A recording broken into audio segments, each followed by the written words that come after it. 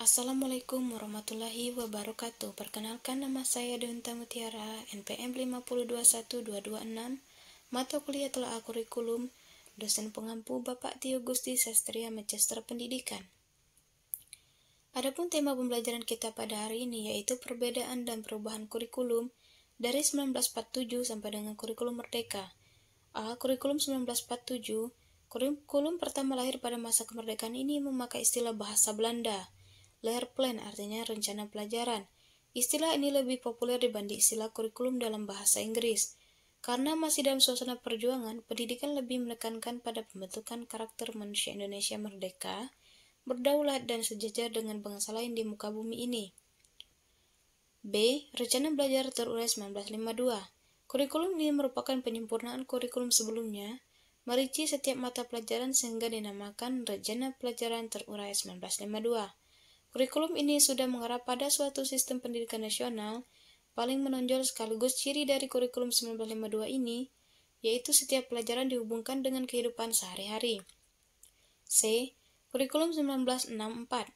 Kurikulum 1964 berfokus pada Pancaswardana atau dengan Pancawardana yang meliputi pengembangan daya cipta, rasa, karsa, karya, dan moral. D. Kurikulum 1968. Dalam kurikulum tahun 1968 mulailah tercetak secara eksplisit kata Pancasila dalam sistem kurikulum kita, dengan disebutkannya bahwa kelompok pembinaan jiwa Pancasila terdiri dari mata pelajaran pendidikan agama, pendidikan kewarganegaraan, pendidikan bahasa Indonesia, dan pendidikan olahraga. Kurikulum 1975. Kurikulum 1975 ditetapkan ketika posisi Menteri Pendidikan dijabat oleh Letjen TNI Dr. Sarip Tajib. Kurikulum ini lahir sebagai tuntutan ketetapan MPR dengan tujuan pendidikan membentuk manusia Indonesia untuk pembangunan nasional di berbagai bidang. Prinsip yang melandasi pembangunan kurikulum 1975, yang pertama prinsip fleksibilitas program, prinsip efisiensi dan efektivitas, prinsip berorientasi pada tujuan, prinsip kontinuitas, dan prinsip pendidikan seumur hidup. F. Kurikulum 1984. Kurikulum ini mengusung pendekatan profesi keahlian.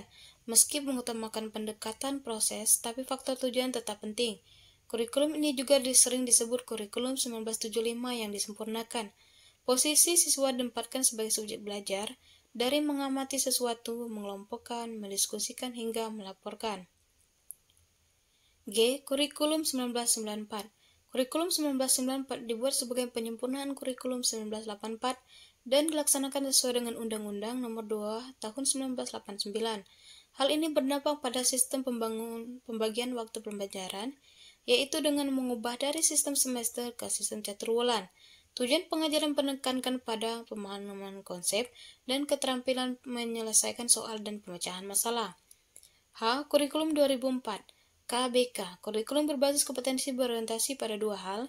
Yang pertama, hasil dari dampak yang diharapkan muncul pada diri peserta didik melalui serangkaian pengalaman belajar yang bermakna.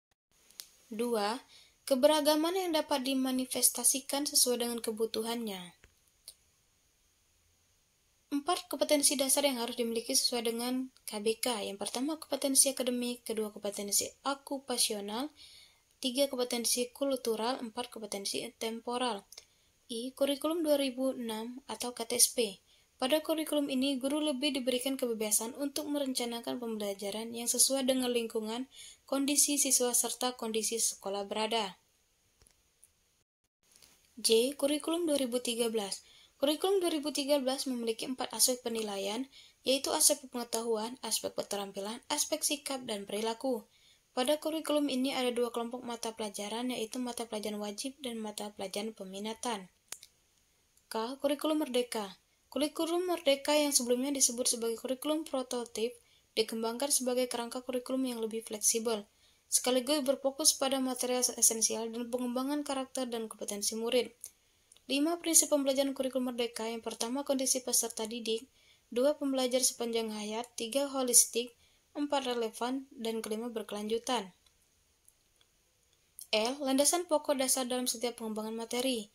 Yang pertama, landasan filosofi, kedua, landasan psikologi, ketiga, landasan sosiologi, dan keempat, landasan ilmu pengetahuan dan teknologi. Yang terakhir, prinsip pengembangan kurikulum. Yang pertama, kurikulum disusun berdasarkan prinsip untuk menemukan potensi dalam diri peserta didik agar dapat mencapai kemampuan terbaiknya.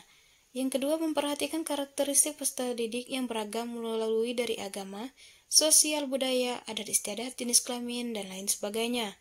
Ketiga, menyesuaikan dengan perkembangan ilmu pengetahuan dan teknologi agar dapat menyesuaikan dengan perubahan yang ada. Selanjutnya, mampu memenuhi kebutuhan masyarakat sebagai pemecah berbagai permasalahan yang dihadapi dalam kehidupan. Yang selanjutnya, menyeluruh dan berkesinambungan. Kemudian, kurikulum disusun agar manusia dapat belajar sepanjang hayat. Dan yang terakhir, kepentingan nasional harus seimbang dengan kepentingan daerah. Maksudnya, tidak boleh ada tujuan yang berbenturan antar pihak yang sesuai dengan cita-cita negara.